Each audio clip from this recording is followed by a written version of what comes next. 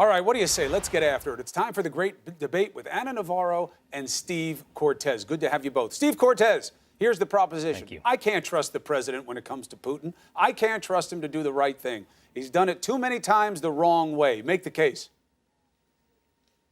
Well, I'll tell you this. I think in your last segment, I think you asked for, I believe the word you used was the signature move to show that he's serious in confronting Russia. I'll tell you the signature move.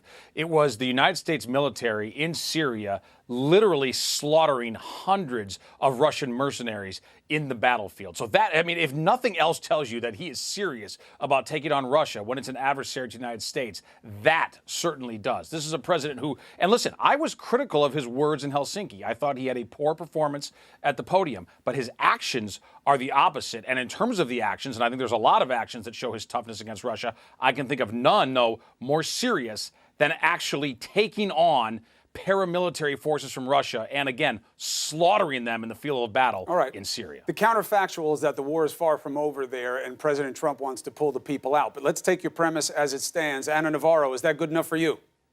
No, of course not. Look, if you take a look at just what's happened in the last 7 days, it should be of extreme concern. It should be disturbing. It should be worried. We should be scared about what's happening here. The breadth and scope of the conspiracy of the Russians with the United States, with the elections, with what's going on in our nation is very, very scary. What have we seen in the last 7 days? We've seen a debacle in Helsinki, a president of the United States slobbering over Putin, a murderous, corrupt oligarch, like if he was a little poodle. What else have we seen? We have seen a Russian spy get detained, arrested, who had worked her way into the NRA and other conservative circles and gotten very close to the Trump circles. We have seen for the first time in 4 years that the State Department did not issue a condemnation against Russia for the downing of MH17. The anniversary was 2 days ago. We have seen that this White House is actually considering, has not absolutely ruled out the idea of turning over an American citizen, a former U.S. ambassador, McFaul, to the Russians for questioning because they want him there. I mean, how much more do you want to see? And this is just in the last 7 days. And add to that, what we have seen, the zigzagging of Donald Trump on this, failed cleanup attempt on Isle Russia.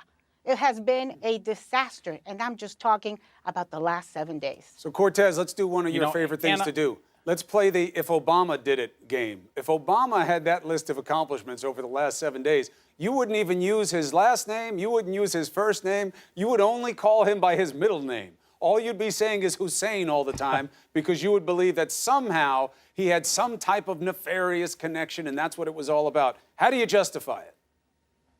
No, I wouldn't be saying that. Listen, as much as I disagree with his policies, I would never question his patriotism and his love of our country, even though on a mic that he didn't know was hot, he promised, quote, flexibility to Medvedev, and who said, I will transmit that Winds to up looking Vladimir, like Conan the Barbarian Putin, compared to what we saw in Helsinki in terms of the weakness of that move. But listen, here's what's going on. I really believe here's what's going on with Ana and with a lot of people on the left right now, is this has become the birtherism of the left, because it really has. And by the way, and I was totally against the birther and attack. Racist and bigoted. Right, agreed. And so is this. Where's the racism and the bigotry and the wrongness? And hold on. And Chris, I was on record saying that it was fake and it was nonsense. It was an attempt to delegitimize President Obama because we didn't beat him at the ballot box. And the way to counter that is not by resorting to falsehoods. This is the exact same tactic because the left still can't get over, over the 2016 lied about defeat. Russian Still can't believe. He said he agreed with Putin. No. And he said it might be somebody else. Come on, man. Chris. And no. Hold on. Let me just say this. That's a key Hold on, word. Anna, weigh in on a point. I don't want to dominate the debate. Listen, every time you are on, Steve, you like to call me part of the left. Let me remind you that I have been a lifelong Republican. Well, you are. Let me remind you that I was a Republican when Donald Trump. Listen, I don't interrupt you. Don't interrupt me. You know I can't stand that. I was a Republican when Donald Trump was a Democrat. I was a Republican when Donald Trump was an independent. I have supported every Republican that's run for president.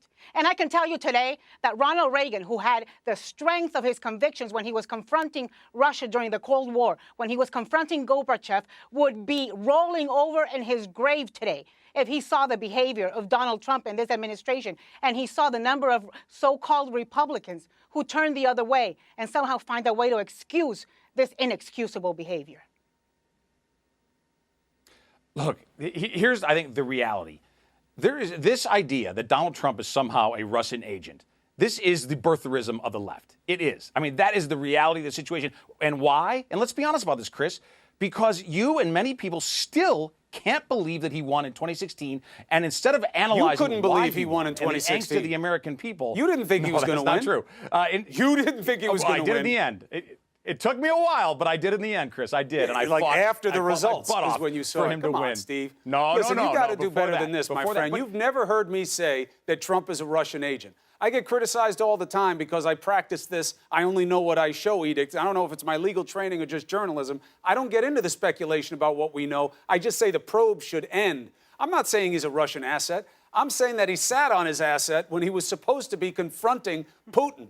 That's why he went there, to be man-to-man, right. Steve. Remember? Nobody can be in the room, right. One-on-one. And he came out of there and said really bad things that hurt the country, and you know that. So don't put it on me. Don't put it on fake news. No, listen, put it on the president, Chris, where it belongs. And again, I agree with you, and I was very public about that I think he performed poorly at that press conference. Then don't say that we think he's a Russian asset.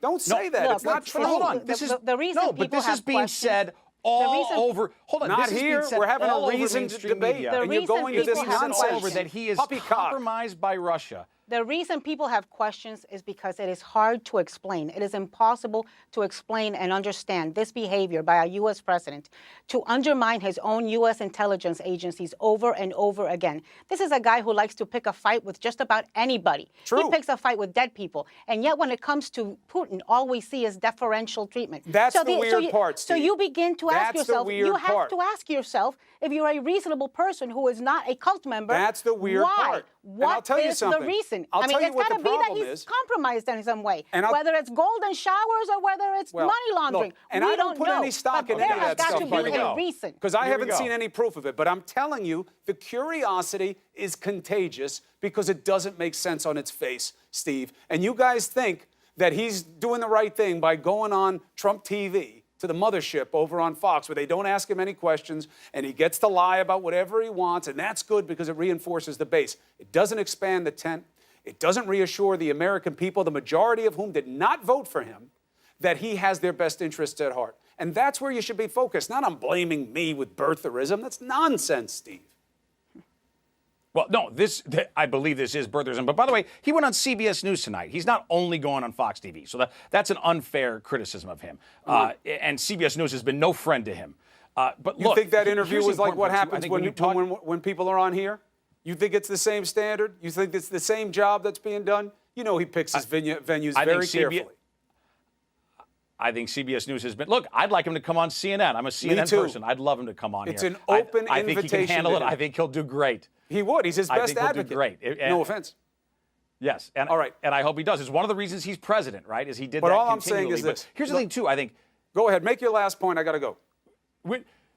When you talk about, by the way, the American voters, and you say the majority in the popular vote didn't vote for him, that's true. But you know what? The Electoral College, which is how we elect our president, which is not insignificant, the reason he won the Electoral College vote is he spoke to voters who don't care very much about Moscow, Russia. They care about Moscow, Idaho. They care about their wages. They care about jobs. That doesn't mean they want to see Moscow, Russia cared about the elections, and we have no idea what their influence led to. On all of those metrics, he is succeeding immensely as president. And that's why he has good things going popular for him, but they should not be used as an excuse for the bad. He has succeeded in carrying Vladimir Putin's water all over the world, attacking Navarro, NATO, attacking Montenegro. This is birtherism. Ridiculous. It's not birtherism. Yeah. Navarro, did you object when the birtherism was carried out by Donald Trump? I sure did.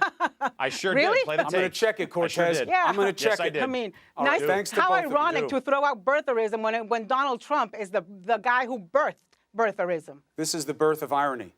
Anna, Cortes, thank you. The death of shame.